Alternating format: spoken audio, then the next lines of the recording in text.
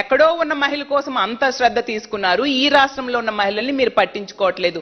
హోంమంత్రి గారు నేను అడుగుతున్నాను, హోంమంత్రి గారు అయితే గతంలో చూసాం ఒకసారి ఏంటంటే నేరస్తులంట ఎగ్జిబిట్ చేస్తాం మేము అని చెప్పారు.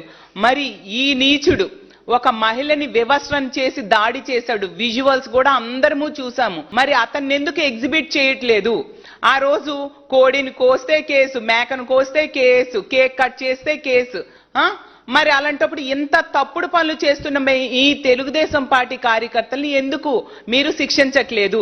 ఈ వీడియో కానీ మీకు నచ్చినట్లయితే లైక్, కామెంట్, షేర్ చేయండి. మరిన్ని అప్డేట్స్ కోసం సబ్స్క్రైబ్ చేయండి.